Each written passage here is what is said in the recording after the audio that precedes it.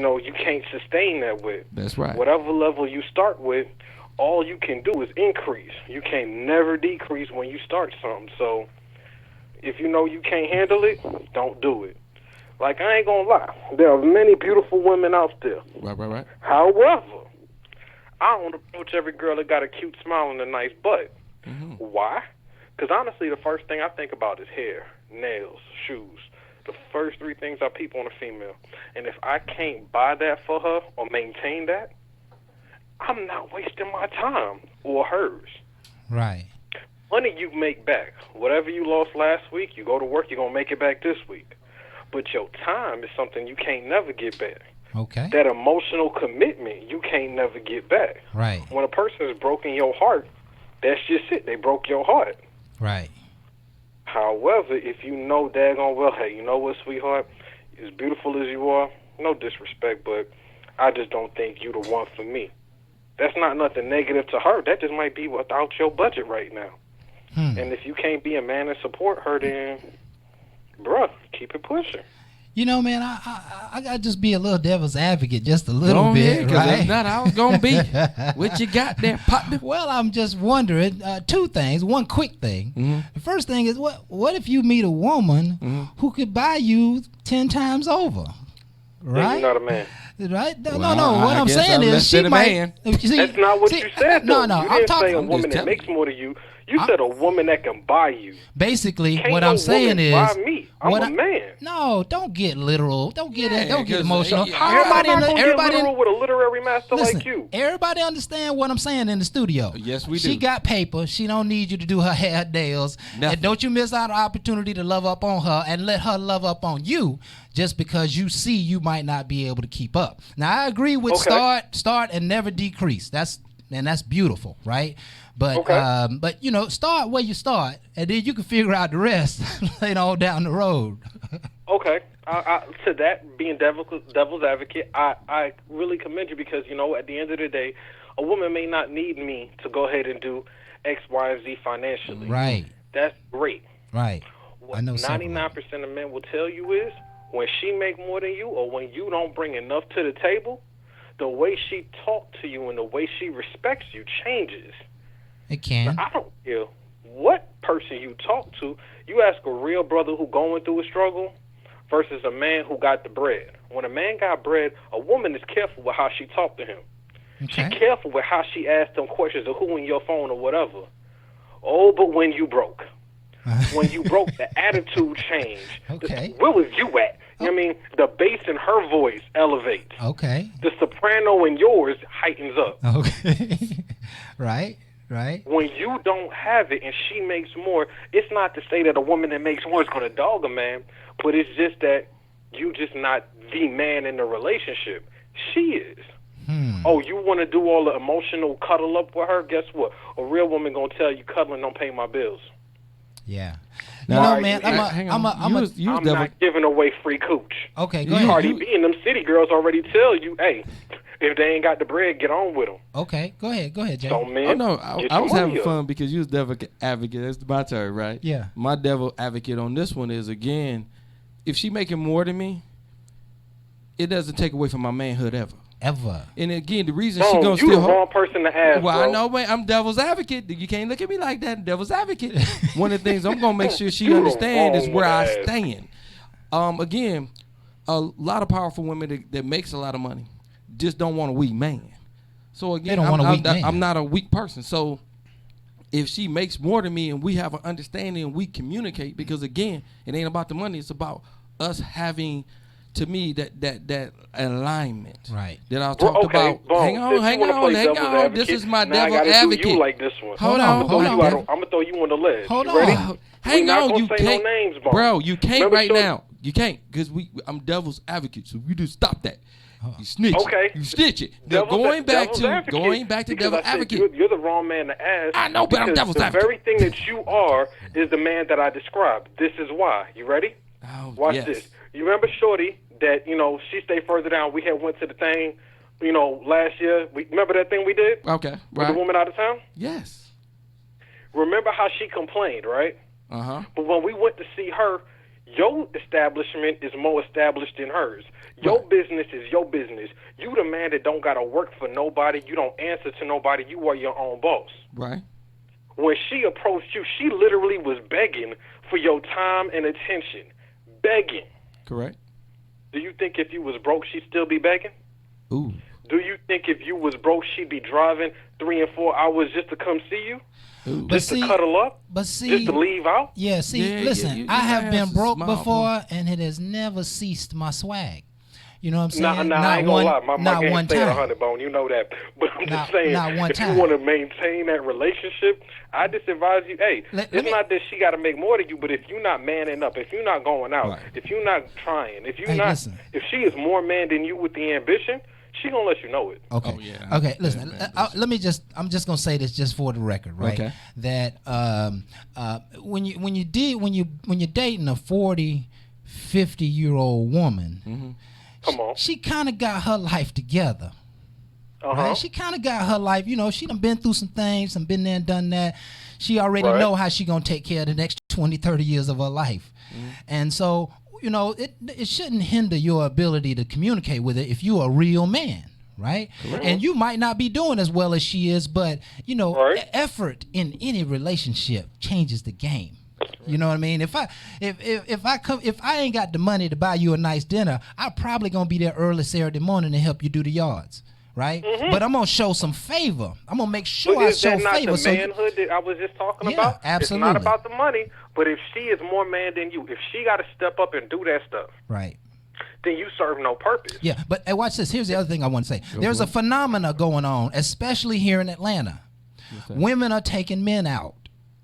I don't know what's going on, That's but because listen. most of the men in Atlanta kind of buy down low. Yeah, I ain't talking about them. I'm talking Oh, about some of the fellas They I gotta know. buy men at that I'm point in talking Atlanta. about some of the fellas They I looking know. for any man that's straight. Listen. My type boy Okay. just 2 weeks ago was like, man, my girl was like, I need a trip. What you doing?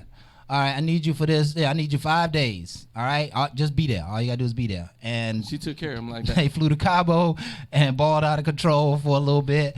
And so listen, you got to see the other side of life, right? When you experience people with already got some things and stuff, I think you'll find that getting along with them is just about your character and not about your pocket. You know what I mean? Boom. Yeah, we'll Now, we'll you we'll, know we'll me. all Go ahead. we'll all You do that. know as that long as not me, but somebody like me. You know the reputation that come around. Boom. Hold What's on, that? hold on, Whether I hold got on. $1 million or $1, you ain't never seen me lacking for that department in that area with a female. Right. But it's the And- way that I carry myself. Yeah. you go. And Carrying listen, is Woman is very gonna make important. me feel like I'm less of a man if I don't have 1,000 in my pocket. listen, even if you broke, and we all will be broke several times over, even if you broke, you still can put it down.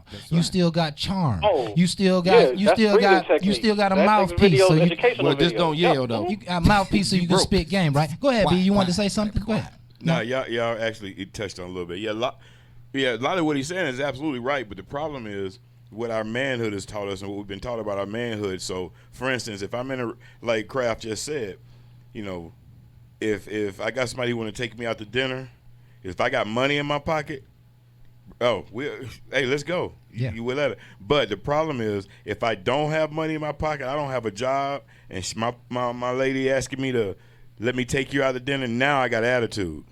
Yeah. You better get in there. She Thank asks us to you. go out. She asks us to go out to dinner. You better get in there and cook, right? But the problem is, Yeah. you're feeling some kind of way because you don't have money to take her out. And if I got money in Bro. my pocket though, and she asked me Hold to go up. out, Hold let's go. Let's go. We go anywhere. Yeah. And right. Yeah. And if I don't have a job,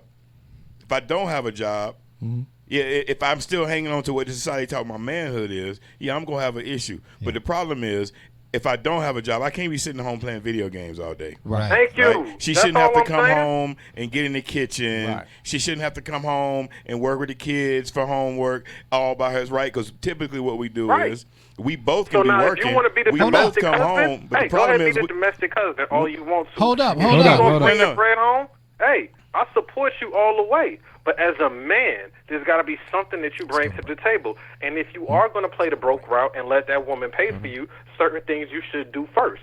Cornballs, this is what you do. If you know she's going to pay the bill at the restaurant, What you do is before y'all sit down and get out the car, I need her to slide that debit card to you before we get to the restaurant. Because it's rather embarrassing when the waitress comes paying and then they got to get a receipt to her. Like, it's just a little embarrassing. So cornball, get the card first, get the bread, and then bruh, you haven't been anywhere, man. I'm telling you, man. I'm telling you, listen, Dr. B, these women are doing it big, what you man. were saying before we can go to break. Hold on. No, I mean, I understand exactly what he's saying. I see this. I mean, man, y'all know I work, for the last 20 years, I work with thousands of men, every single day. And, I mean, this is not anything new. I mean, absolutely nothing that I'm hearing new because, what I'm hearing, what I heard him say was, my manhood. So then my next question, because my first question typically is before we begin our sessions is, who taught you manhood? What is manhood, right? And what taught us manhood is, we watched our fathers. We watched the men in our lives. We learn from music. We learn from television. You know what I mean? And we got things passed on from generation to generation. Like, for instance, let me just put this little jewel out there. Okay. And, y'all can amen if y'all want to, or y'all can sit there and play like y'all ain't never heard. But this whole thing around, as long as you take care of the house, you can do what you want to in the street. Okay, everybody don't look away. I know that Thank one. you, hold up. Thank you, brother. I know that one. Like, thank you, brother, for being honest. Because these cats ain't Jamal, hold up. Playing devil's advocate, but the reason again I go back is you are the very man that I described. Here's why. Hey, hold on, Jamal. We got to go to break. We got to go to break. Hey, folks, listen. It's time for us to go to break. We're already over time. It's all right. I'm waiting. Hold up, all right, we'll bring you back, man. Listen, this show, you can see this discussion is fiery. It's hot. You know what I mean? There's a lot of good stuff coming out here. So you folks stay tuned. We're going to take a break. We're going to be right back with more Bar Talk with Jay right after this.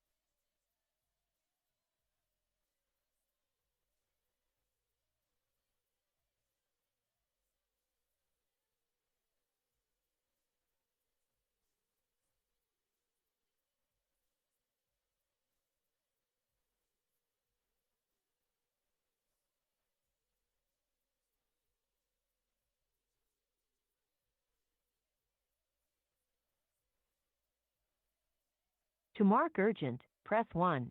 To mark confidential, press 2. To mark urgent and confidential, press 3. To mark normal, press 4. To go back to the previous menu, press star.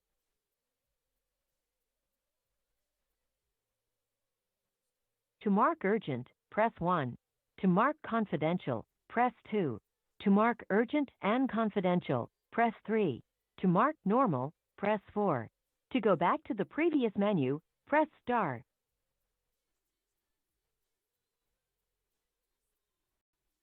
To mark urgent, press 1. To mark confidential, press 2. To mark urgent and confidential, press 3. To mark normal, press 4. To go back to the previous menu, press star.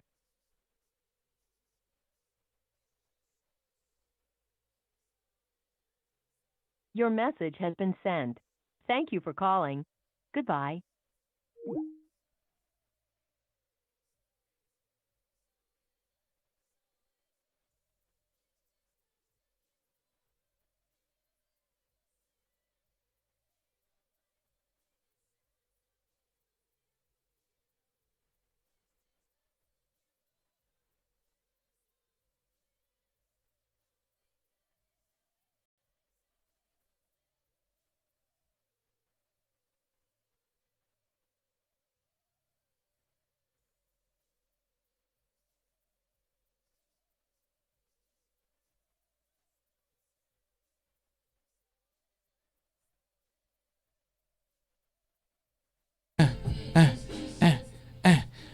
All right. Woo! Welcome back with Bar Talker Jay. Back from a smooth session of a break. Yes, it One of the things we was. want to It make sure we was. do is introduce this next person that I don't know how his day was. Okay. Okay. Kind of make me nervous over here because again, when you have a bad day, it seems like you stop the taste out of everybody's mouth. So I might as well go ahead and introduce that person that do what he do all the time. Jeffrey, how you doing, big baby? That's Chirp, when chirp. I normally hear Jeffrey. Hello. Chirp, chirp, cricket, cricket. It's kind of quiet over here. Oh, Jeffrey. Jeffrey. Apparently, he must have hung we up. lost him. we lost him again, man. We're going to have to seal that line. Well, we're But gonna that let, just give us an opportunity. I just like to take a moment Okay. to thank all the folks who are with us live tonight. Okay. It looks like he's calling in again. All right, he's calling back in. We're about to get him. Just want to thank you folks for being with us tonight. Those of you who are on live streams, which can come from any number of platforms. There's so many of them that we have established on the web. So we appreciate you folks being with our show. Yes. We hope you find it valuable and interesting and fun. And, we want you to continue to come back, continue to share us with other folk. We're just trying to do positive work in our community. And, we're not trying to be the best and the greatest. Jay and I talk all the time that, the Martin Luther Kings and the Malcolm X's are gone. And now we just need regular good men in the community to step up. And so we need to dramatically increase the number of leaders in this world. And we are just trying to do our part. So we appreciate you being here. And we'd love to hear your comments. Send, questions, comments back through bartalkwithjay.com or any one of the platforms that you're on. We will see it, and we'll most certainly get back to you. So we ready to move on? We got Brother Jeffrey on? We got. We lost him again. Okay. That don't get off that flip phone. Yeah, that Oh no! So, See on that track, Jeffrey. he on Stop the that. track. He on the track. But I tell you what, we can go ahead and have some fun because one of the things when we was with Jamal, we went back and forth. And again, when it comes to dating somebody that makes more money than you, one of the things I was saying, being a devil's advocate, is there's times that I went and I made good money throughout my years. There's times I met people and I was in between jobs. Right. It's still how you hold yourself, okay? Right. I'm not coming begging for nothing. Right. My whole thing is Exactly. somebody wanted to go out, I had money set aside. One of the things I got to tell you is how you set yourself up is how you live. Right. All right? I thought about days that I might not have a job. I had a little money to aside. So even though I was in transition, I was still able to live a regular life. Right. But my confidence was still in my work, in my Right. efforts, Right. in my whole integrity. Right. So when I met somebody, that's what I went off of. Right. I might have told somebody I was unemployed at that time. Right. It could have been a quick test to me. Yeah. Because again, most men wouldn't just want to say it. I can take you out. I got money in my pocket. Right. That part I already set aside, but hold on. I might want to see how she feel.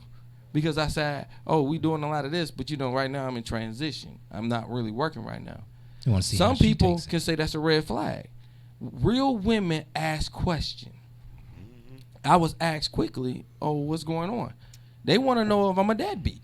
And I say, okay, I'm in between, but I'm doing this, and I got some thoughts of doing some more things. Yeah. So at that point, it wasn't a total turnoff. It's like, okay, I'm going to see if he a man of his word. Now, that's what I really like, because if we're a true man, you're going to speak words into existence. Right. So stop playing the rhetoric, playing the game, and just, hey, is this, and this. That conversation made her want to talk to me even more. Might not want to make her sleep with me because you don't know what he is. He might not be all that, and that's fine. Because when you're a good man, you understand. I don't have to have anything instantly. Right. My whole thing is I want you to show me a queen. A lay down ain't a queen. Right. But a person is showing me that I have substance is everything to me, regardless if it's first time, second time, or third. Don't matter. Right. Show me some substance. Show me that when you are getting the jewel. Yeah. Okay. Yeah. Don't make me just feel like I'm just stepping on carpet. Yeah, and there's a there's a little disparity. Don't want to spend much time on this subject, but there's a little disparity between, I guess we'll say the haves versus the have-nots. Jay, you and I and B, we've lived on a scale of life where we really haven't had to entertain poverty. We really haven't had to entertain being broke and how we was gonna eat and feed our family. We've had some tough times. Don't get us wrong, right? Oh hell yeah! Because I was just about to tell you. Yeah, Oh yeah. We have for a minute, for brother. A big Credit cards and everything. Yeah. So, but but we swipe it. Jesus, thank you. Yeah. Every time you swipe, you don't know it's gonna get the coin. Right. But the disparity is the other side, that there are a lot of men out there who are really living hand to mouth. And they're still real men, and they're still out in the world. And so when they experience a woman asking him, so what's going on, they get pretty protective. They get a little defensive. Hey, you know what I'm saying? Ain't your business where my money going at. What's happening with me? What's going on with you? Don't be asking me what's going on with my life. What's going on with your life? You know what I'm saying? And what's going on with that hair on top of your head? And you ain't got your nails done last week, right? I mean, listen, it's an offensive question, right? It can be. Yeah, because you're getting into my personal business, and you ain't really got no business in my personal business. So whether I'm on top or underneath, you know what I'm saying, you have to be mindful to treat me, like a professional in our relationship. Right. You know what I mean? And I think that's just a little out of hand to be asking people about their life just because you're going through a transition. Unless you made light of it and you whining about it and you real concerned. Yeah, you said it. And you said it. You acting like you about to fall off the end of the cliff, and you expressing that to her. Then she has that makes it easier for her to open the door on such a subject. Yeah, but see, this is where the work comes in, like the work that I do, right? So a question to ask in that moment, though, if I'm that man, hand to mouth, barely making it. It's not the fact that we got to make sure we understand. It's not the fact that she's asking me that. It's the fact that I've been taught that in order for me to be a real man in this society, I got to have money. I got to be able to do whatever I need to do, take my family, do what I need to do. Yes. It's not the fact that she's asking me that. Right. It's the fact that I can't really do the things I want to do, and I don't feel like I'm a man in myself. So I'm feeling emasculated. It ain't even her that's emasculating me. Yes. But that's where we put our anger, and that's where we put our guilt. That's why the brother that was on the phone we were talking about earlier. I absolutely understand where he comes from. I was that dude once until I started doing this work and understand it's completely different. Now, again, would I feel some kind of way that I'm dating somebody and she got to take me out? Yeah, I feel some kind of way. Sure. Right? But at the end of the day, I know that I'm still looking for a job. Mm-hmm. I'm still doing things I need to do to put myself in the right place. Now, if she decides she don't want to be with me, yeah, that's messed up, but she can bounce. Yeah. She can kick rocks. Right. But see, some of us don't want her to just kick rocks. Right. We want her to stay around. Of course, right? Friends And we benefits. feel some kind of way, but then we're asking for problems. She already telling you she a problem for you. Right. But here you go, your manhood telling you, and you've been also told this your woman, go get her. She ain't yours. Right. And we take that, Ooh, my she ain't wife and all, yours. my girl and all that. We take that as a sense of possession. So we begin to think we can tell her what she can and can't do, all these other kind of things. Bro, I don't have these kind of issues. Yeah. I don't. Stacey, you can tell I come and go when I want to. I'm married, happily married. Yeah. Right. When I got ready to, do the show, I just, hey, I'm going to do the show tonight with Kraft and Jay. Right. And And we yeah. have She kind can of tune issues. in and see. Yeah, right. Simple as that. And Yeah. see, if I got something to hide, though, I don't want you asking me nothing. That's right. And Right. then I ain't gonna tell you how you can find out how you can see what I do, because you're doing good work, man. Yeah. One of the things I want to make sure I say it on air. This man is highly praised by my man Craftmatic. Yes. When I always asked about you, he always telling me you're doing something with your child. I please want to know, let everybody know how I really appreciate the fact that you're in your kid's life. Yeah. Man. I do. I understand you married and all the rest, but good men need to talk on this level that I appreciate the fact. And I know I don't know you that strongly, but it's strong enough to say to my heart that I can say to you as another man looking across the table with no malice, no Absolutely. gayness or nothing, Yeah. that I appreciate you for being in your kid's life. Yes, man. Yes, It shows man. in Yes, his behavior. Yes. And he's in the studio and y'all don't hear him because, again, when I see Facebook and everything else, it hurts my feelings. But what I like to say, I don't let that dictate my life. Yeah. What dictates my life is the people that's around me, and that's why I Doing appreciate you positive being things. around me. There you go. Because you're doing things that I want to recognize to the world. We are doing great things, Yeah. regardless of what I see. Yeah. Bro, let me tell you something. The work that I do have done for the last 20 years, I benefit from it. My son benefits from it, and my wife benefits from it. Mm-hmm. My son is sitting right there. He can tell you he's been in workshops with me, and he's heard me say on the stage all the time this very thing I'm saying right now.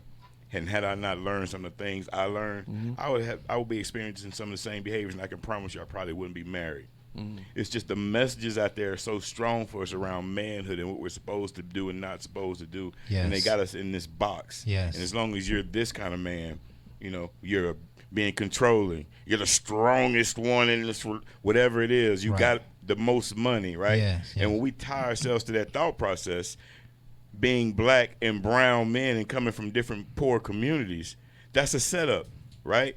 Because yes, I believe we're supposed to work and take care of our families. Absolutely, I do, and supposed to always have a job.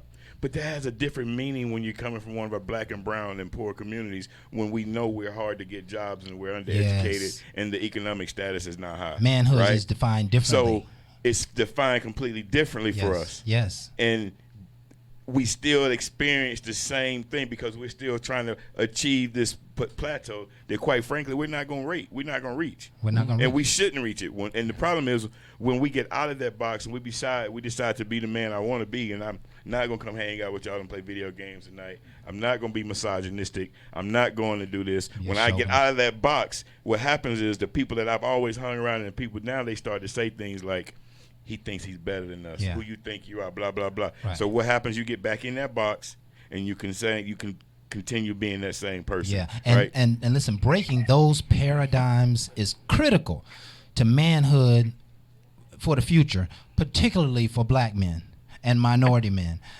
Breaking those paradigms is just essential in order for us to continue to move to the next level. And we're going to talk a lot more about those Yes. in the next part of the show. It is time for us to take our next break. Kraft, I'm got to do something different. Yeah.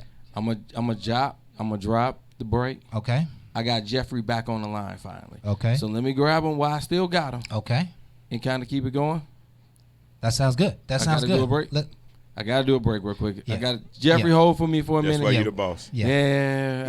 I got producers in the studio. Yeah. I gotta still do my break. Yeah. We're gonna be right back though, and we're gonna have Jeffrey up next. All right. We'll be right back. More Bar Talk with Jay. Man, I'm about ready to get wound up, bro. Oh, I can tell. I'm about ready to get wound up We in this got thing. Hold for me for a minute. Yeah, I got producers in the studio. Yeah. I gotta still do my break. Yeah. We're gonna be right back though, and we're gonna have Jeffrey. Rebel Yay. What's going on?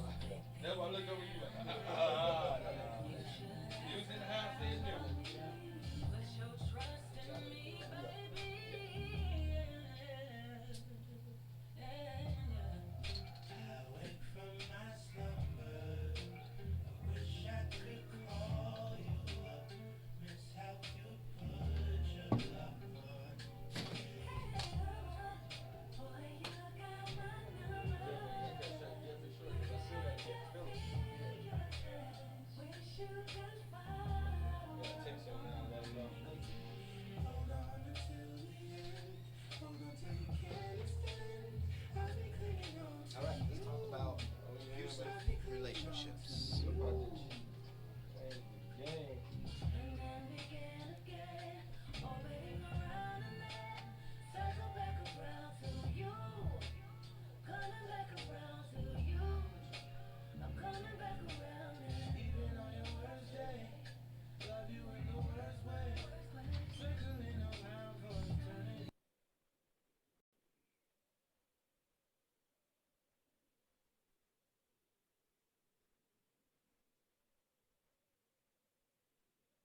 A minute, yeah. All right. All right. Welcome back with Bar Talk with Jay. One of the things I wanted to do right before the break, I got that person that I didn't know how his day was. I dropped him once, got to get him back, so I want to get him back in the building. Jeffrey, how you doing, big baby?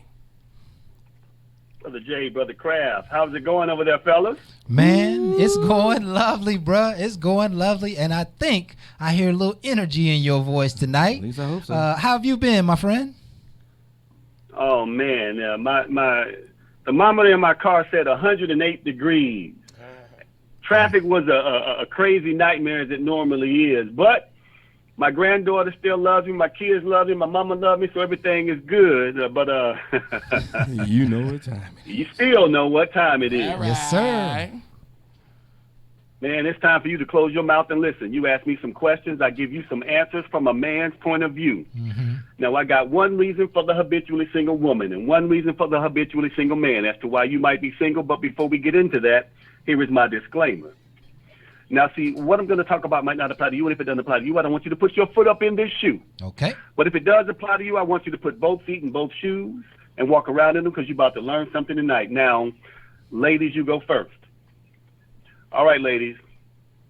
Some of y'all are single simply because you're the new house Negro.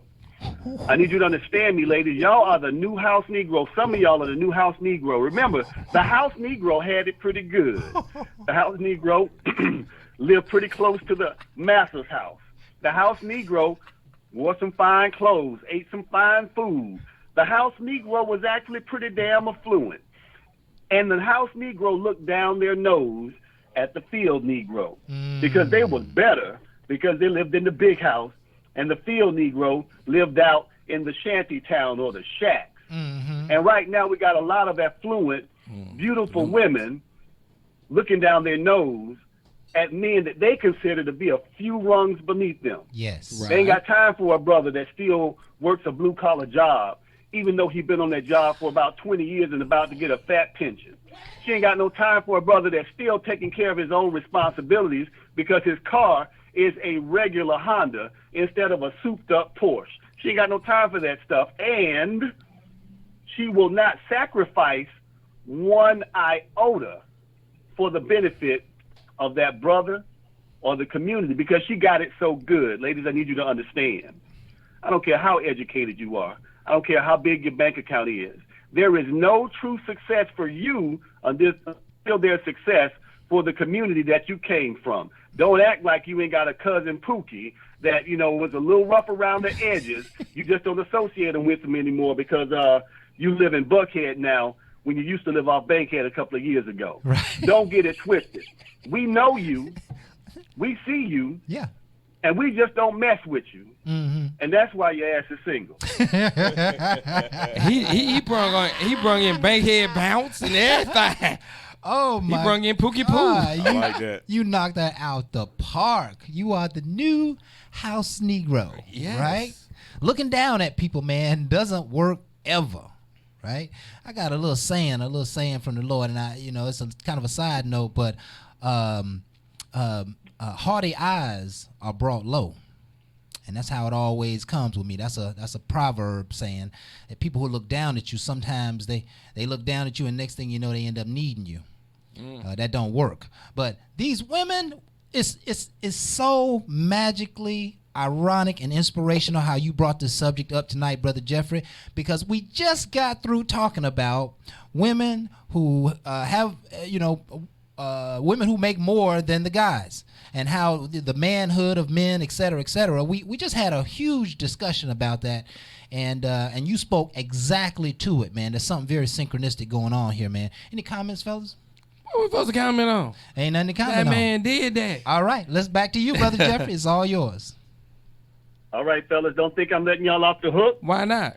Fellas, you are next. Okay. All right, fellas, now some of y'all are single simply because you still got that slave mentality going on. I need you to understand, you got a big-ass shackle around your own head right now, your own power, your own energy that somebody else put there through subliminal energy and subliminal messaging. And instead of you actually putting in the work to break the chain of your own mental slavery, instead of you really trying to accomplish something, you choose to play small because what somebody told you and not what your spirit is telling you. I need everybody to understand.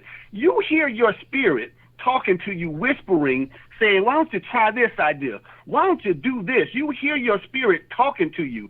That's your potential. That's your purpose, begging you to take a chance on yourself. But when you got that slave mind going on, fellas, what you actually hear is this. Well, I can't do that because I got to go to work. Or I can't do this because they ain't got no money. Or they probably ain't going to accept me anyway, or whatever excuse you're making for yourself. Fellas, understand something. There is no power out there that will stop a determined man from making it. No power out there, not lack of money, not lack of resources. He will figure out a way or he will make a way. But nah, you still want to play small. You still waiting on the next Jordans to come out or the next Xbox to come out because you get to play at an expert level a kid's game. Right. It's time to grow up. It's time to break the chains because until you do that, well, these women just going to look at you like you a boy. And they're going to leave your ass single looking for a man.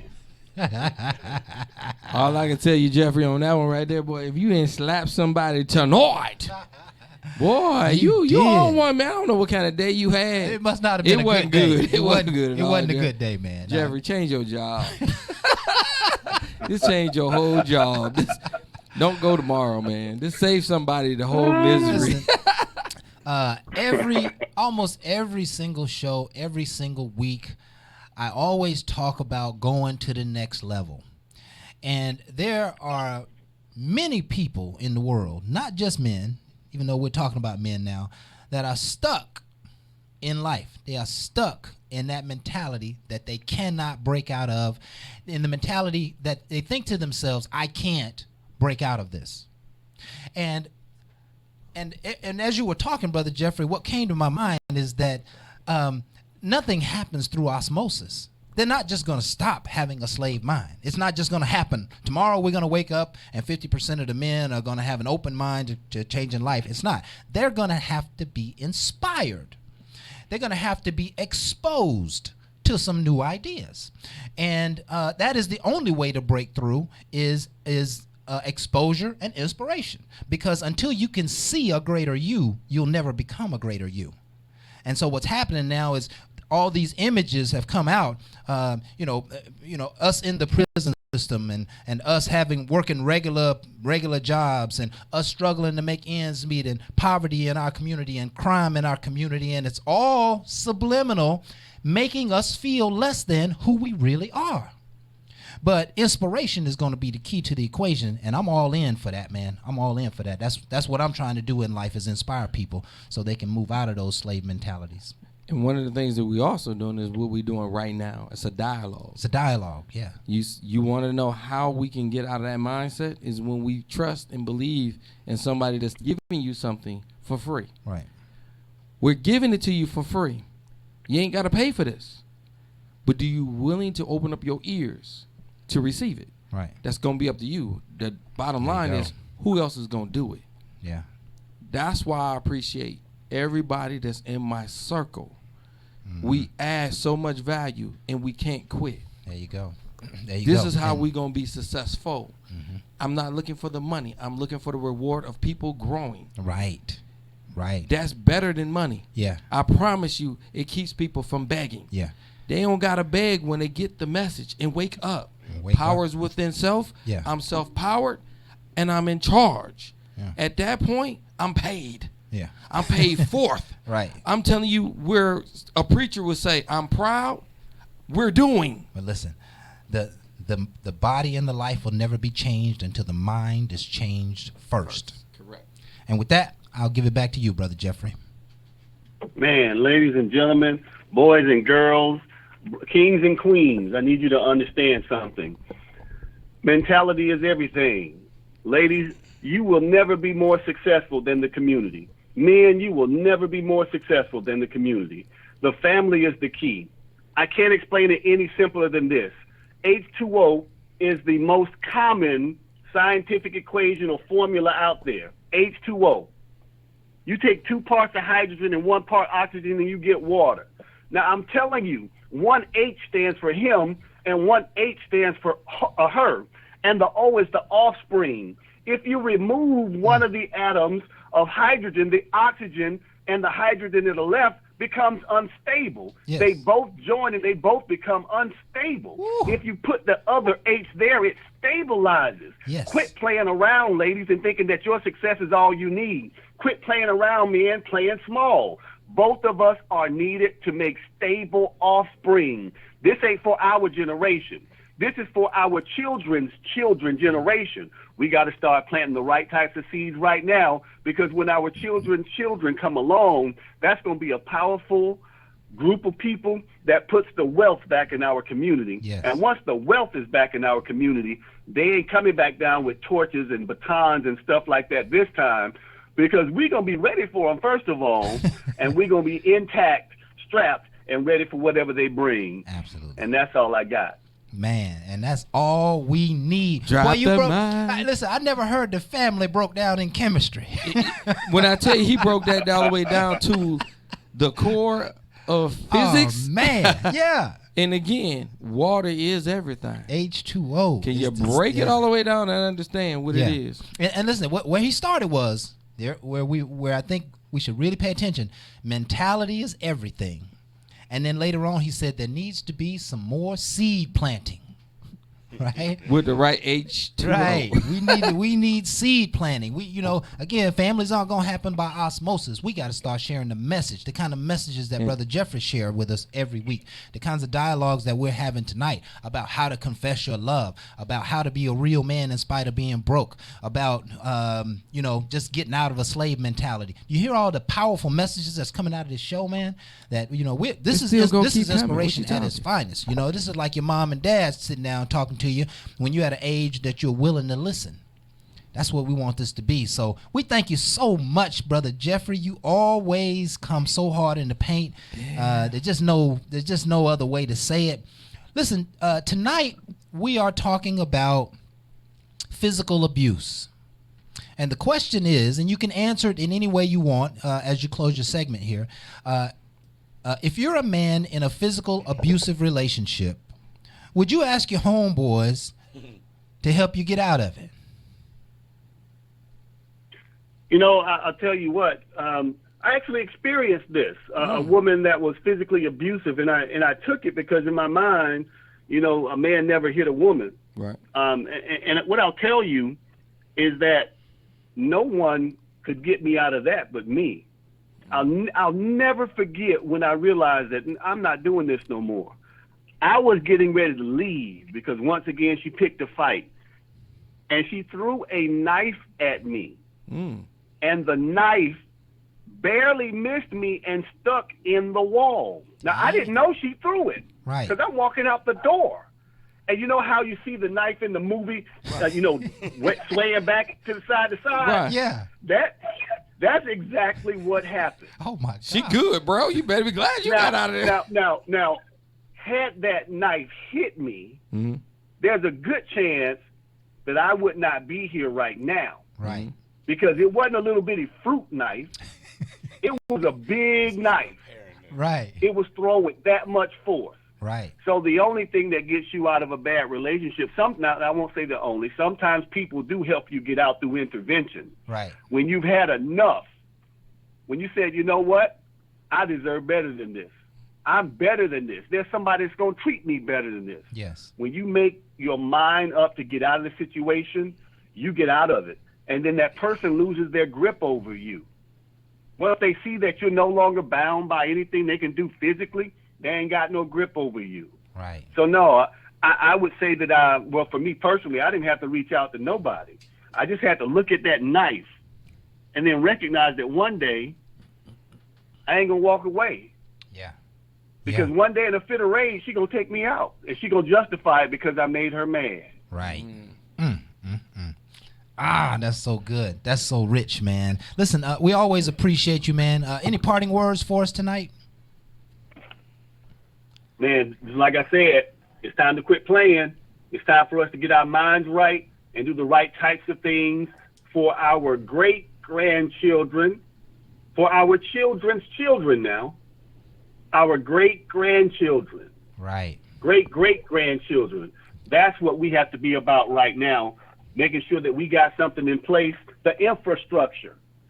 We need to be putting the infrastructure in place so our children can draft the plans and draw the diagrams, Yes. and then their children can come along and they can add the framework, sheetrock, and begin to build around the foundation, and then that next generation can go ahead and build the building and occupy the building from the groundwork that we're doing right now. And that's it. Ah, that's beautiful, man. Thank you so much, Framework. man. Thank you so much. And listen, we appreciate you. We'll look forward to talking with you next week, man. Have a great week, my friend. All day long. All right, fellas, take it easy. Have a good All night, right. bro. Okay.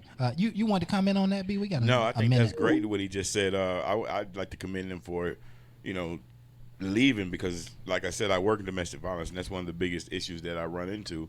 A man will come to my office, and he's got a temporary protective order or family violence order against him, and first thing he said to me, man, she hits me all the time, and and I'll ask him, so why you didn't leave, right? And that's my first opportunity to tell that man, look, you're gonna get a chance to go to these classes, you're gonna learn some things.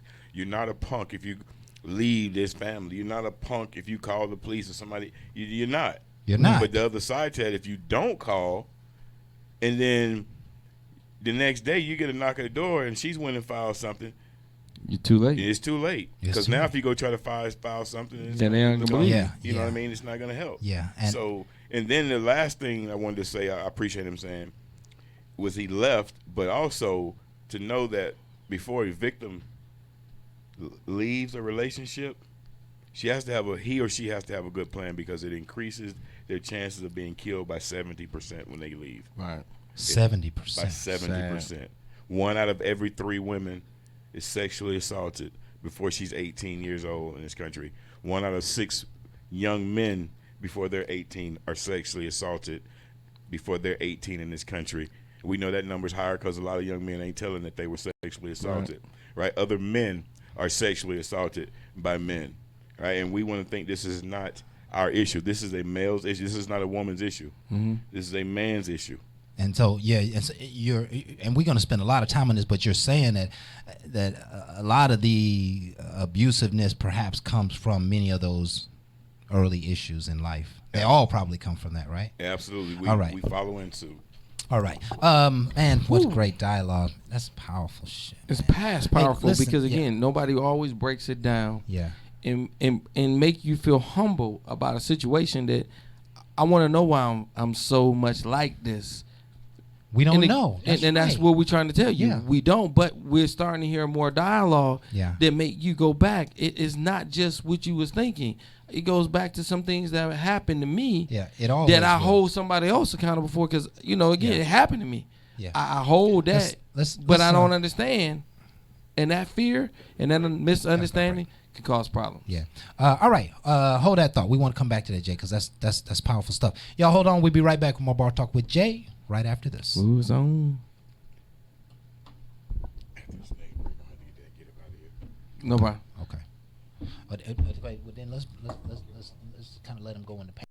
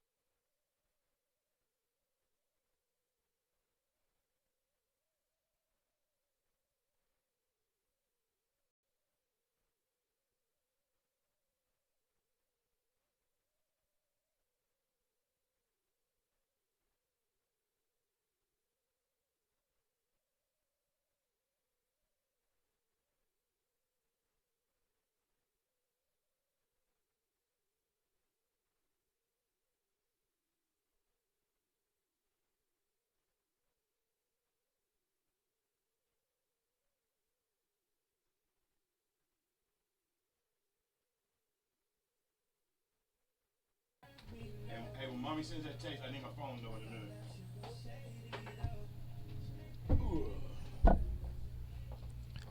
All right. We are back with more Bar Talk with Jay. And as you can see, every one of these segments are off the chain, man. Every one of them I just love what we do. And I hope you folks are growing, opening your eyes to some things. And, maybe there's some healing factors going on as well. Now it is time for us to go in on the subject. And we have two guests the remainder of the show that we really want to give an opportunity to speak their mind and say what's on their hearts.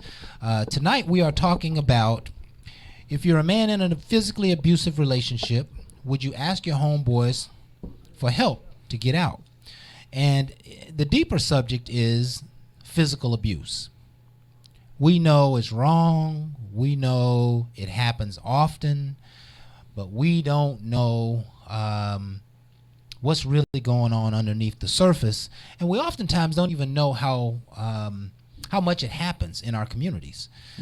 This subject is something this something is happening all the time. That is true. Right? It's a regular occasion. Police get called to homes all the time for domestic violence scenarios.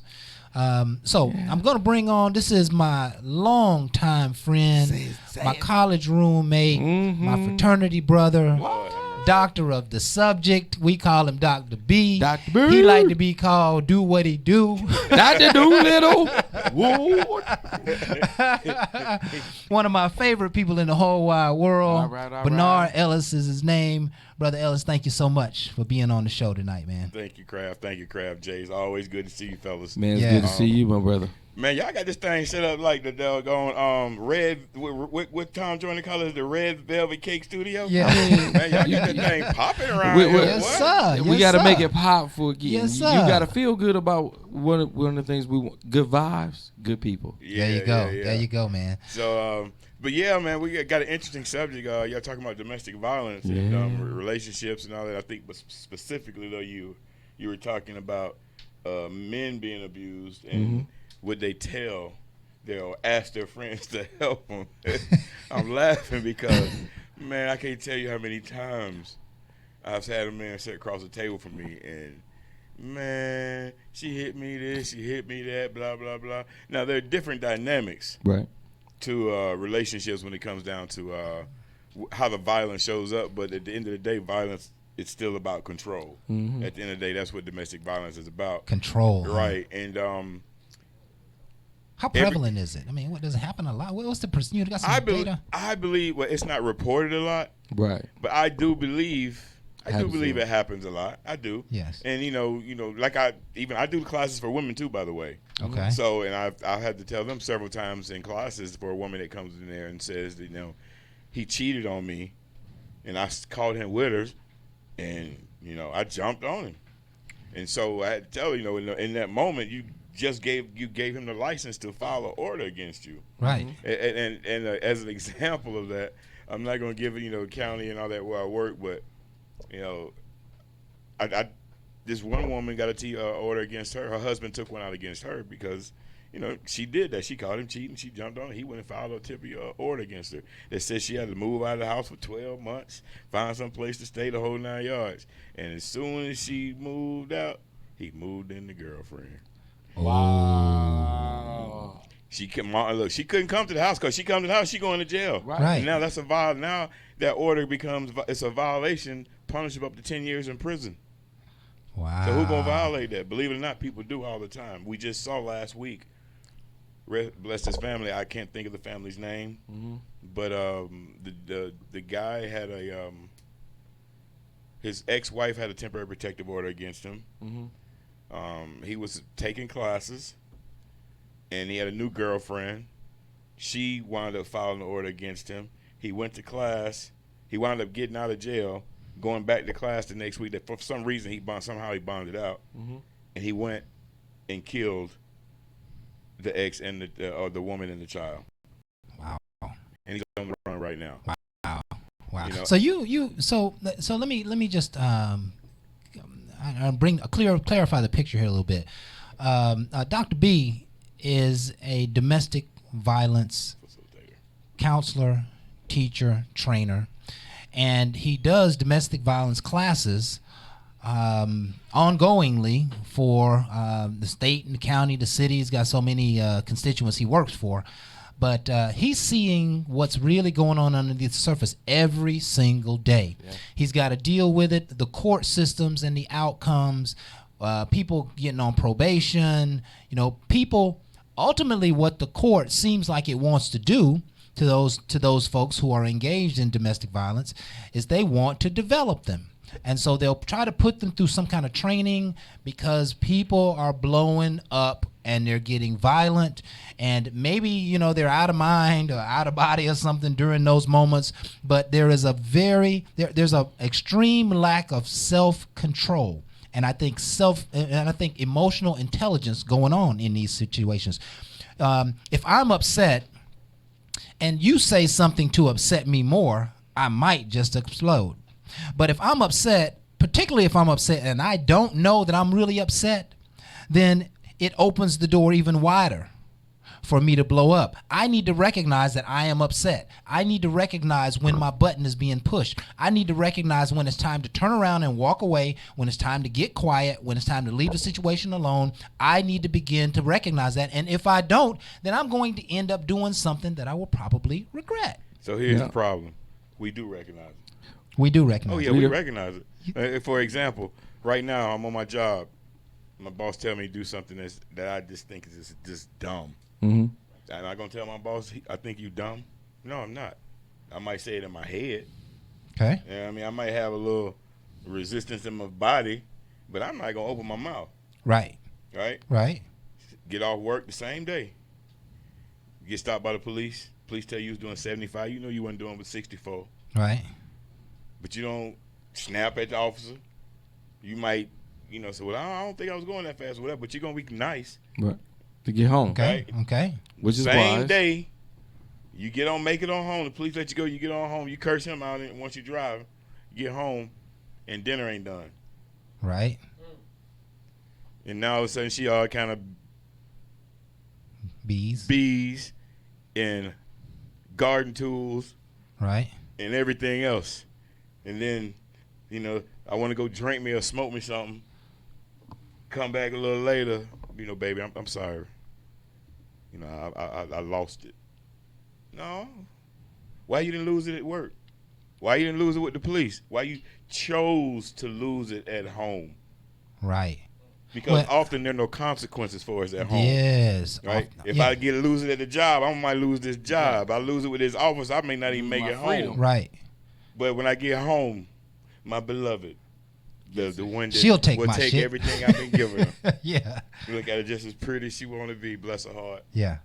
But I'm and when give she it a walking bit. on eggshells, halfway scared of what you're going to do, because also when you walk in, you screw face, you got that look on your face. So she already know. She already know. Guess what? Your kids know too, and your son wanted to talk to you about suicide that day, but because you always got the look on his face when you're angry and you always fuss at him, he ain't say nothing to you. Right. Right. So we don't know the opportunities we miss by trying to fit into this box we've been told we got to be in. Right. And most of us on that continuum. Yes. Right? Yes. Because what I'm saying is basically, our friends, our fraternities, our communities that we grew up, our micro communities, basically, they enforce rigid gender roles in us. Meaning, as long as we're being that man, that rugged man, that angry, only showing anger and aggression, then that's the man that society says you are. That's what, yeah. And so that suggests that young men, middle-aged men, are thriving to be more of that. Absolutely. They're thriving to be more. Hey, so when what's the word? When they started having same-sex marriages, one of the first things that came up for me was, oh, we're gonna have a lot of women taking classes now. And guess what? Same sex, same problems. Right. And so if I'm saying we're being taught the same, how does a woman who's been raised a woman her whole life now, but who, for this particular woman I'm talking about, right? She's been raised a woman her whole life. Now she decides she's, she wants to be gay or whatever it is she wants to be. Right.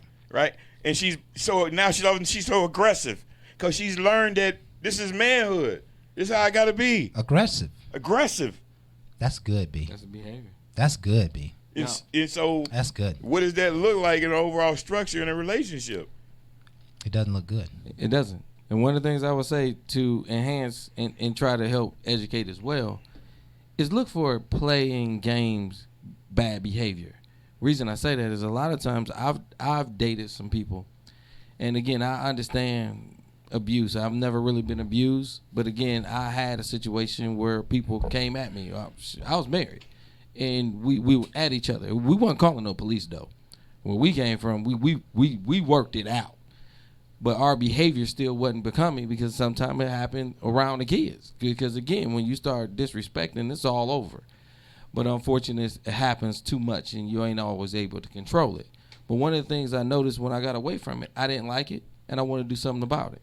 So when somebody come to me and they yell at me, I make sure they tone it down because that's not necessary. That's right. Secondly, you cannot just touch me, okay? Right. Because I'm going to tell you another little secret. Somebody will play slap you or whatever, that's for future things to happen if you don't address it right then and there. Because one of the things you would say she would never do, that right there is not a good way of controlling a situation. The best way to me is letting them know, I don't believe in putting my hands on you. You don't put your hands on me. You talk about me being a less man by hitting you.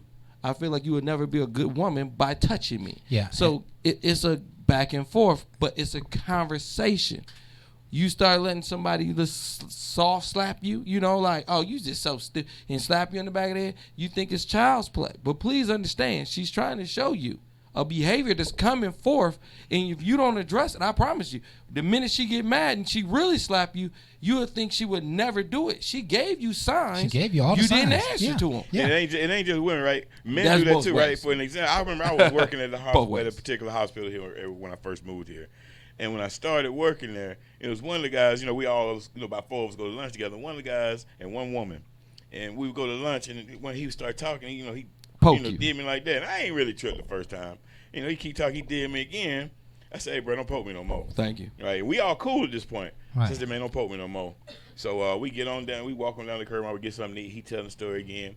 And he did me like that. I said, bro, poke me again, it's going to be a problem. And the woman that was with us, she said, open the door to whoop your ass. But I could tell that he was doing that for their benefit. Right. I was the new guy on the block. Right. I mean, Right. But that wasn't happening. But that's That not what happened. ain't going down, I gave you a nice little conversation, bro. Don't do that no more, please. Yeah. Right. And then he did it again. Do it again, bro. We about to have a problem. Yeah. See, and we haven't placed handcuffs on this yet. Keep your hands To off yourself. of other people. Yeah, maybe that's a better way. Keep your hands to yourself. Putting your hands on other people, you know, if you put your hands on me, I gotta defend myself. If you put your hands on somebody else, they have to defend themselves. And you never know what that defense is gonna look like, right? Sometimes they swing back at you. Sometimes they wait till you go to sleep. So, you know, we've seen all different types of scenarios. But keep your hands to yourself. There is no room to put your hands on anyone else for any reason. I Okay? agree. But Now, Yes, sir. now, I was about to ask you how to get in touch with you, but go ahead. Okay. okay, yeah. I think we got to move on. Is that what? Well, I was gonna get him out because I know he got to roll, but I want to make sure everybody know how to get in touch with him on social media and all the rest. Oh, I get rolling, but I don't know how to hush. I promise you, I'm so passionate about this work. I I'm see. telling you, man, I used to work in healthcare for almost 15 years. And then I got introduced to this work. I ain't worked in healthcare since because I was so convicted the first time I sat in one of these classes that I said, you know what? It's too many brothers and men that just don't know we are behaving in a way that people taught us that we don't even like. Right. Like, for instance, like I was saying earlier, how our parents are our first teachers. I'm going to bring this home real quick. By the time my children turn 2, right, by that time, they done learned a lot from us. Right. They done learned how to walk primarily from mom and daddy. They done learned how to talk primarily from mom and daddy. And by 2, they done literally started picking a fork up. They making a mess later on, doggone well. Right. They trying to feed themselves, right? Now the terrible 2s show up. It's the time we start popping them on the hand because they get in everything. I mean, everything. Right. Right? Now you go pick up your child from daycare, and daycare never said this before. In 2 years, never said this. But today your daycare says, well, you know, your child was hitting today. Your child wouldn't hit me before they turned 2. You weren't hitting them before they turned 2. Now they 2 getting there. You hitting them. Now they start hitting at school. Right? So we condition our children to think when they got to solve problems, it's got to be physical. So, you know, he get to school that morning, little Johnny got this pretty toy, and he wanted it, and they back him for little Johnny won't let it go. Well, what the mom and daddy do to me right now, and I ain't doing what they want me to do. They popped it. Right? So it begins at an early age, and we take that even further back to you know, our great grandparents on the plantation. Who was our great grandfather's father figure? Slave master. Pastor. That's right. The whole thing I was saying earlier about as long as you take care of the house, you can do what you want to in the street, right? And we learned from our parents. So Mr. Charlie had that big pretty white house on the hill, you know, had flowers and shit around the house, stuff around the house. Kids had good food and everything. They didn't want for nothing. So he come down the street with your mama, your sister, your woman, whoever he wanted. And then he beat the slaves every time they got out of line in front of the other slaves, his children, right? So they get the message, if you get out of line, this is what you're getting too. remember, We're teaching all of that. it got yeah. passed down from generation to generation. Yeah. That's why we still behaving this way. We've been taught a long time ago, this is okay. As long as you take care of the house, it's okay. You good. So watch this. Watch this. Just because we got to move on. In a couple of sentences, how do we fix the problem, man? We had a first of all, we got to do a lot of introspection on ourselves. We have to examine ourselves. This stuff is so laced in us that we don't have any idea. And what you got to do is connect with an organization. They are out there for you to do some work on yourselves. It's not a thing to be ashamed or embarrassed about. We've all had. Trust me, I did it. Anybody, believe me when I tell you, I'm a different man today, and I don't have a problem telling everybody. I got a great marriage. Wonderful marriage. My son, he's right there. He can tell you. I say this all the time, no matter where I go all over the country when I speak. I tell people this. It ain't because of what my wife is doing. It's not because of what I'm doing. It's because of what we're doing. And I went into it with a different relationship because of what I learned. That's so, awesome. like, you can connect with organizations like mine. If you want to connect with me, and I'll go out to your schools. I come out to churches. I do all kinds of business opportunities. I go do ethic groups at organizations. You can reach me at urbaneenterprises.business.site. That's URBANE enterprises.business.site. Outstanding. Man. We want to thank you for being with us, Dr. man. B. Do what he do. Oh, yeah. And my email address is Go ahead. urbaneacademy2012@gmail.com. That's URBANE Academy2012@gmail.com. Yes, and I would if you encourage y'all to definitely email him, reach out to him. You heard him tonight. He's doing things great in the community, and again, I endorse him. Not just all by what he just says, it's what he shows me. When he brought his young man in the building, been well behaved, and one of the things I like to say, I heard about what he was doing before he ever brought him, because Kraft noticed way before me. There you go. So There you don't just say you're doing. Yeah. And that's what I want to make sure I put out there. I'm endorsing because he's doing. There you go. And I don't There hit you my go. son. He can tell you, he right there. But You guess don't? what? We got discipline. Discipline I means got to you. teach, Yeah. not to hit. Like Trust me. He push-ups. can tell you how many push-ups he can do in a minute. Yeah. There's other ways to get to him. That's what I'm trying to tell you. Listen, can you get your wife to do push-ups? Now, you might as well leave on that one. Baby, that was Stacy Kraft that said that. snitching. He said you look a little frail. And you gonna do some push-ups on the wall. Yeah. But Hey, listen. Stacy see my wife. He know how cut she is. Yes, sir. Yes, sir. That ain't That's because of the push-ups. She go to the gym. yeah, y'all hold on. Listen, we got to take a break. We got another guest coming on. we we do. got to talk about some other real serious stuff that's going on in the community. Shootings, mass shootings in the community, We'll be right Walmart, back gun with that control. Let's talk a little bit about it. We got an officer going to be with us. Y'all stay tuned. We'll be right back with more Bar Talk with Jay right after this. Boy, I'm sick. I might need to call in on that because we want to see. Y'all might want to talk about this, right? So we just talked about this recently. We don't have a problem with guns in this country.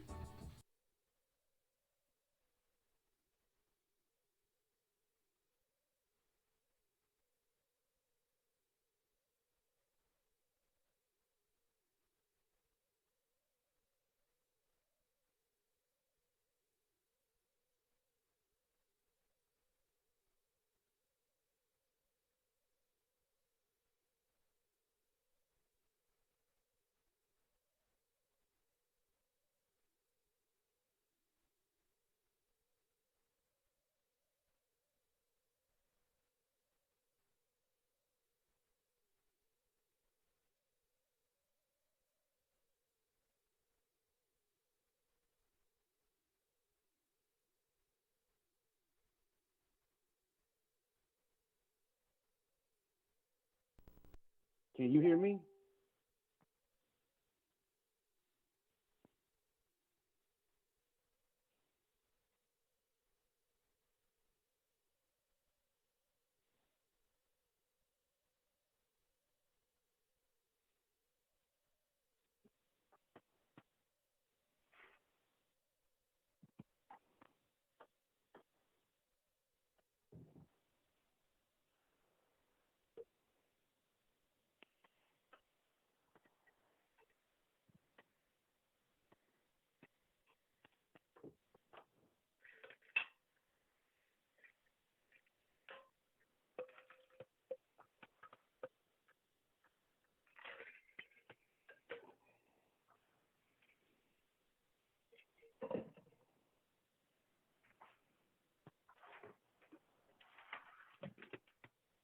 Yeah.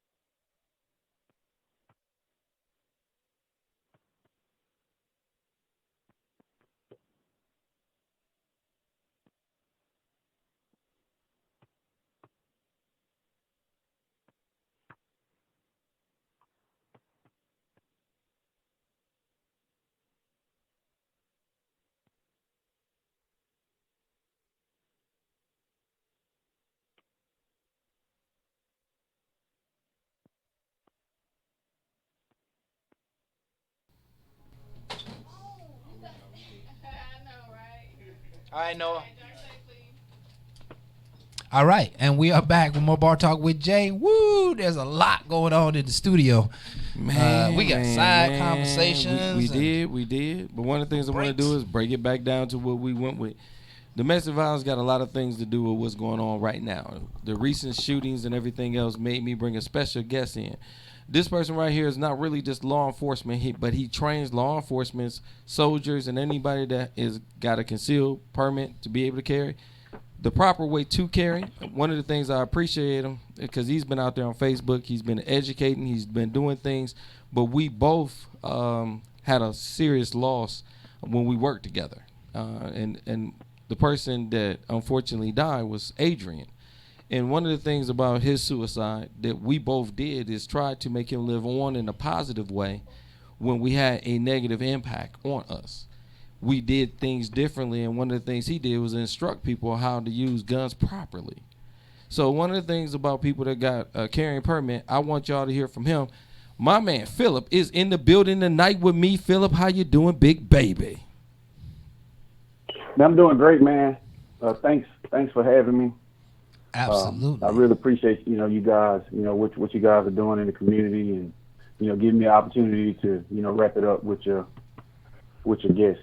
Absolutely. Well, one of the things I brought him on is because we had some shootings that happened, and one of the things I want you to know is, one, he's not a police officer, so it's not a person that's going to talk from that side, but from a person that knows their side and also know about gun safety.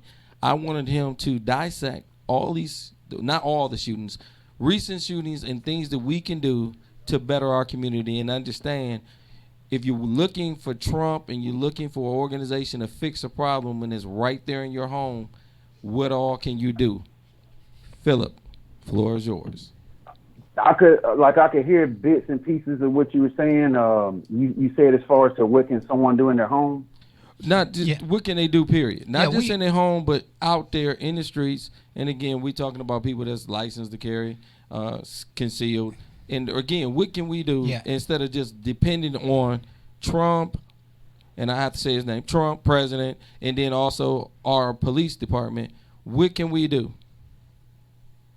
Well, first and foremost, if you are a law-abiding citizen and you legally can purchase a firearm, I strongly recommend it, because we do have, we have first responders, we have law enforcement officers, we have, EMS personnel. If someone tries to break into your home, you have an option to dial 911 and wait for help. Just like if someone actually makes it into your home, and let's just say they stab you or they shoot you, you have an option to be able to contact, 911 and get an EMS personnel on scene to try to treat you, your medical wounds or whatever. But you can own a firearm legally. You can purchase medical gear legally, and you can learn how to use both. You can take training and learn how to use that firearm. You can also take classes and learn how to use medical equipment. A lot of us, we walk through life and we don't want the responsibility of defending ourselves. We don't want the responsibility of, tending to our families in that manner. You know, most of us, we just prefer to leave it to other people, and I don't recommend, you know, leaving your self-preservation to strangers. Like, it's just not a good idea. So, You know, yeah, brother Phil, this is Craftmatic, just one of the guys on the show here. I'm very interested to hear kind of your take on the most recent set of events. You can talk about it any way you'd like, but you know what's really going on here? What's your spin on what's happening? It's a situation, brother, where there's a lot of finger pointing going on in regards to how to try to solve this issue, this problem, because it is a problem. But everybody's pointing fingers, and we keep having the same situations unfold. And I talked to Jerry about this the other day. The reality of it is this: crimes are committed based on a risk and reward assessment, meaning that when it comes to these mass shootings, okay, the reward is the shooter is looking to rack up a body count. They're looking to rack up a high body count. So when a shooter goes into a building and he kills 20 people in wounds, let's say he injures another 25, and he runs out of ammo and he gives himself up and he goes to jail. Okay, there are other people at home watching CNN, Fox News, they're watching all of these different news outlets, and they're listening to, you know, us, you know, bicker about how to solve these issues, but the people that are excited and wanting to do the same crime, wanting to commit the same crime, they're looking at it like the reward is there and the risk isn't so much. How many of these shootings have taken place where the shooters have actually died on scene? Not that many. And you know why? Because 98% of mass shootings take place in gun-free zones. The Walmart that was targeted was said to have signage posted that they did not want lawful carrying in that Walmart. All of these shootings keep taking place because you have to think like the criminal, the crazy person, the psycho. Wolves go to where sheep are when they want to feed. Right. The criminals aren't looking to be shot back, which is why the El Paso shooter walked into the Walmart with earmuffs on. If you're looking to die, why do you care about your hearing? You don't want to hurt your ears, but you want to die? That doesn't make any sense. Right. So you have to dumpster dive and dig deeper into the issue. The only way we're going to decrease these shootings and stop it is if good people like me, good law-abiding citizens like yourself, take your own personal protection in your hands. Because I'm trained. I've been through all type of training. I can treat gunshot wounds to the chest. I carry medical gear every day. I get up, I grab my gun, I put it on my hip, you know, under my clothes. I conceal carry. I grab my tourniquet, I stick it in my pocket, or I wear it on my belt line. I grab my medical ankle holster and I wrap it around my ankle, and I've got chest seals, you know, all kind of stuff in there for me to be able to help someone else. I don't carry it for myself, the medical equipment. I carry it to help other people. Right. But that's the point I'm trying to make. In that moment where someone tries to take your life, I can't help you. With all the training that I have, I can't. That's your fight. You know, me knowing what I know, just like a police officer, you can have, you know, a SWAT personnel, let's say 5 minutes away. In that moment, you've got a guy in front of you trying to take your life or trying to kill your family. That's your fight. So I'm pretty sure every guy.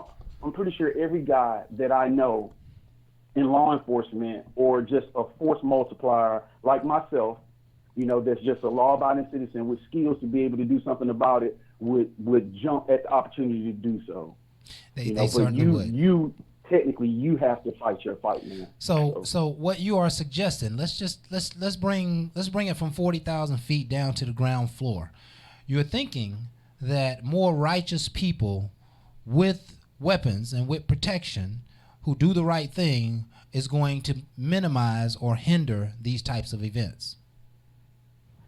The percentage of people who commit mass shootings is like .00 something. Right. So 99.9% technically of Americans, U.S. citizens, do not commit mass shootings.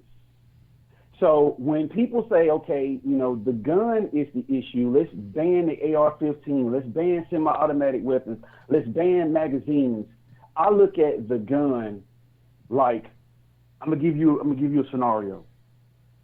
If you took, if let's just say for the sake of saying you had land, and on that land you had a bunch of sheep, which would be us, law-abiding citizens. Right. And you had one wolf that made it into the flock, and that wolf started to bite the sheep around the neck and rip their throats.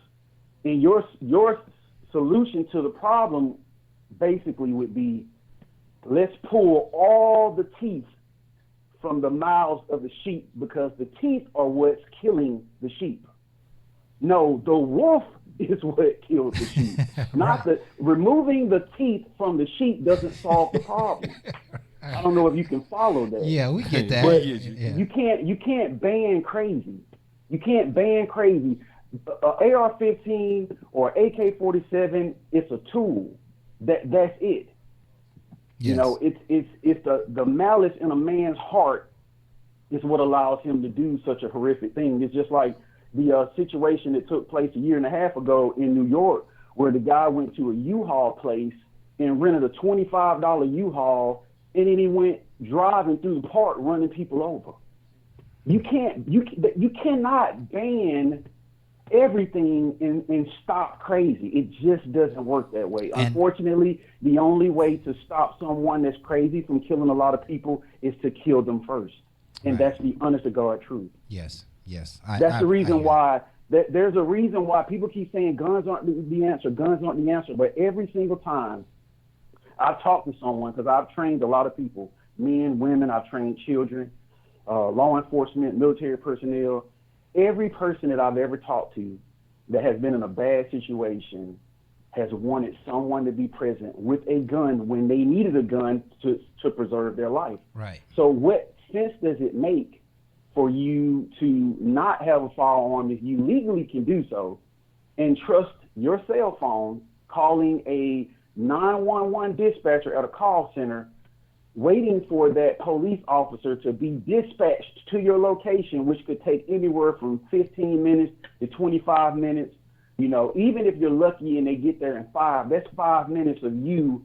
A person can do a lot of damage in 5 minutes. The point I'm trying to make is a gun on a police officer's hip or a gun on my hip, it does you no good if you don't have it. I like the way you make that point, and point well taken. Folks, it is time to get serious about protecting yourself and protecting your home. Guns are not taboo. They are not unsafe. They are the answer to keep nonsense from off of you, from around you. Like he said, no matter what happens, if you end up in a situation where somebody is coming against you, especially in a harsh or violent way, and you need a gun, the first call you make is hoping that somebody with a gun gets there. And that doesn't make sense anymore. Our streets once upon a time were safe with just law enforcement. But now they are not safe. Law enforcement cannot cover the gamut that needs to happen in our society now. So he's saying protect your home, learn how to use a weapon, go buy a weapon for your home, and make sure you get the appropriate licensing to carry it, and be ready to protect yourself. That's what this is saying. If that Walmart had several people, for example, just walking through there with their weapons because they have a concealed weapon permit, I would imagine a lot of people would still be living from that harsh event that happened. I mean, it wouldn't have been as tragic. Somebody would have came to the rescue far before 20 or 30 people would have gotten shot. So, it's time to step up to the plate. I accept the challenge. I hope you folks accept the challenge. I tell you what, let's make that challenge even sweeter. I'm going to do something that I did not, and I know you can say this, Philip. I did not plan this, but I'm going to say this right now. We're going to make this challenge real. If you guys got a carrying permit and you've never been trained ever in life, if you go to my Facebook page and you tell me this is what you want, I'm going to find a way to get my man in town. He's from Texas. where this started. Right. And I'm gonna fly him up here to give you all a course. Right. All right. But you got to take this serious. Right. If you keep looking for somebody else to fix your problem, and I'm willing to do something for you, listen to what I'm saying, because I'm asking him to come up. Jerry. Yes. Jerry, I don't mean to cut you off, brother. You know, obviously there are people probably listening that don't know me from Adam and Eve, but I've trained a lot of people for free. Like I'm telling you guys to arm yourself because I genuinely love you guys and I genuinely care about you, which is one of the reasons why I've trained people for free. Because now I understand that not everyone finds value in firearms ownership and firearms training. Like, I get it. Some people didn't grow up around guns. Some people are terrified of them. Like, I understand that. So I've offered free classes specifically to the African-American community, because we have this idea that if you carry a gun, you want to be, you know, a big, bad, macho guy, you know, or you're wanting to get into a fight with someone, you're just wanting to shoot someone. We look at guns in such a negative way that the majority of us that really should carry won't do so, or won't even go out and buy a gun. Right. And that's a problem. That's so, a problem. you know, I've volunteered my time, I volunteered my resources, but over the years, training people for free, having to beg people to come out, having to provide ammo, having to provide targets. This is me, you know, paying for their training out of my pocket because I'm really trying to give back to the community. I realized something, Jerry. What's that? That I can't help people if they don't have the proper mindset, because what happens is this is what happened actually. I trained people for free. I gave them skills. I gave them confidence. They left my class with the ability to be able to hit their target, you know, at will, you know, under fighting circumstances, which is what you want to be able to do. You want to be able to draw the weapon. Right. You want to be able to present the weapon. You want to be able to hit your target where you need to hit your target, so you know you minimize collateral damage. You don't want to, you know, miss the target and hit an innocent person. Obviously, we're responsible people, right? Right. But you know, the problem and the issue that I had was this. You know, people's mindset weren't right, so they would take the class, acquire those skills, and then they wouldn't revisit them. And then they wouldn't even carry. So it defeats the purpose. You have to, first and foremost, you have to develop the proper mindset. A gun in your glove box doesn't do you any good when you get out of your car. Right. Okay? A gun in your nightstand doesn't do you any good when you go to work. Right. There's a lot to happen between you leaving your front door and going to your job. Yes. Now, I understand you may have a job where you can't have your firearm on the premises, but you can leave it in your car at that moment and you can reholster it on your side when you get back in your vehicle. It's a mindset. I wear my gun like I put on my socks, my shoes. That's how I wear my gun. Yeah. A great analogy that I can give you to try to help some people that are kind of struggling is this. There are so many people, again, if you talk like how I talk, they say, okay, you're crazy. You do not have to carry a gun like everywhere you go, and, you know, blase, whatever. So they start making excuses because, again, they don't want the responsibility. They do not want the responsibility of taking care of their own personal protection. They want to delegate that. They want to push it off on someone else, which I understand. The way I talked to you about this yesterday, Jerry, our brains are designed to protect us. So when you think about someone taking your life, when you think about having to take someone else's life, that's something that's scary. Your brain wants to push it to the back. Your brain wants to ignore it. Okay, your brain doesn't want to admit that something horrible could happen to you where you could be in a situation like that and have to take someone's life. But, you know, the point I'm trying to make is this, back to the scenario. If you got up and walked outside and there was glass all over your driveway, Jerry, literally everywhere, I mean, as far as you can see, you may think, you know, well, I'm not going to say you may think, but some people may think the easiest way to deal with that issue would be just to sweep up all the glass. But I would say the easiest way to deal with that issue would be just to put on some shoes and walk over it, man. So I look at it from a simplistic perspective. if there's a possibility that you could be in a situation where you have to fight for your life, you want those pair of shoes. You understand what I'm saying? It's not that you want to hurt someone. You just don't want to be hurt. And until we start looking at it like that, like, okay, there's nothing wrong with me being able to defend myself, protect my neighbors, to protect people in my community, to protect my wife, my kids. There's nothing wrong with strong, black, masculine men saying, hey, I got this. I'm the type of guy, if I go to a restaurant and you go to pay and you don't have the money, I'm built for that. God has blessed me. You know what? Give me a number 5 and also give me whatever he's having. I'll pay for it. I'm the same way if I'm in a Walmart and something crazy like that was to go down. You don't have your gun, that's fine. I'm built for this. Somebody has to be responsible, Jared. Somebody has to be responsible. But until people develop the right mindset, I'm telling you from experience, you can't help people.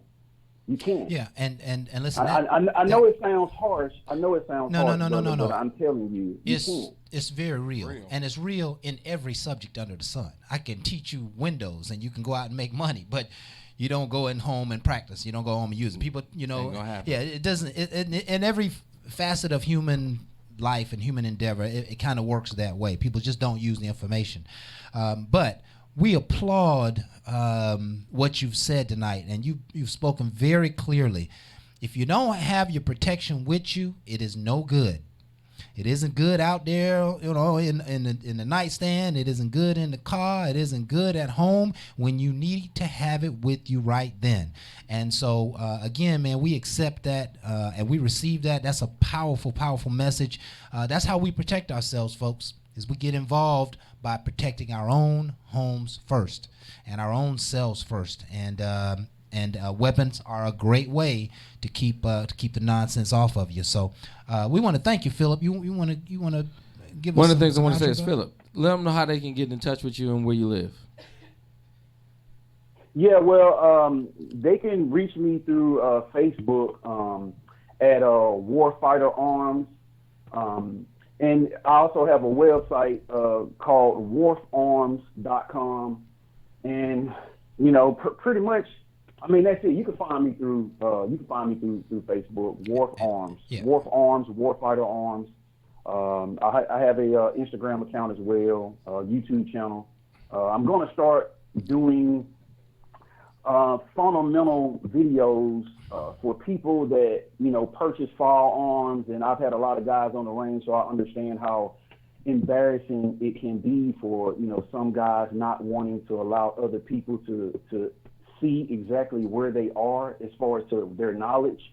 So I'm going to put together a series of videos where, you can sit at home and safely handle your firearm, and I'll walk you through, how to manipulate the weapon and just go over the fundamentals. So that way, when you go to a class, if you decide to take a class, you'll at least have the fundamentals down pat. You'll have the proper mindset in regards to safety. There you go. And you'll have the proper mindset in regards to carrying the weapon. I'm definitely going to do that and add it to my YouTube channel, and hopefully you guys can share it and push it out there too. And maybe I've got a lot of buddies in the firearms community that train. These are certified firearms instructors, and maybe I can get all of us together and network and try to give something back to the community, where again we give people the opportunity to come out and receive education and receive some training for free. Because like I said, I know it's spending money on classes and stuff isn't something that a lot of people find value in,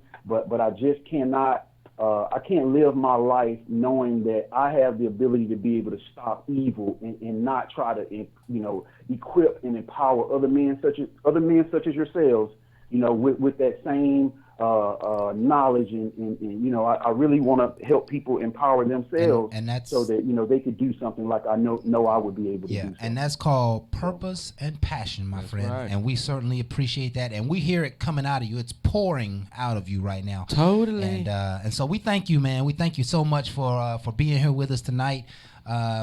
The show will post live at the end if you want to come back and use your segment or your words, for one of your own projects. But this is Bar Talk with Jay, folks, and we've just tried to bring you the realest real there is. Yeah, we did. We've talked about everything from confessing your love to making sure you got To getting weapons beat with your love. No, my bad. on Keep your going. side to protect you and your family.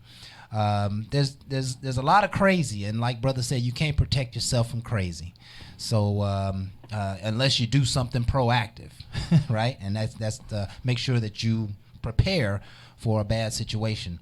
Again, this is Bar Talk with Jay. We hope that you've enjoyed the show. Mm-hmm. It's just our opportunity to be leaders in the community and give you an opportunity to see yourself in the mirror of our experiences and our discussions. It's been a lot of fun for me. I hope it has been for you. And with that being said, I think we are out.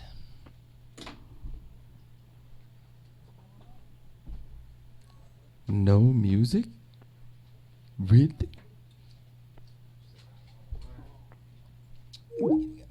Oh, Lord. We getting there.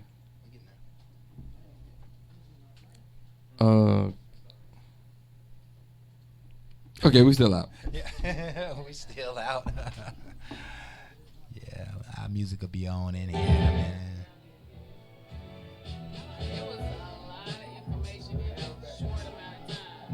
We covered a lot of subjects. A lot of subjects.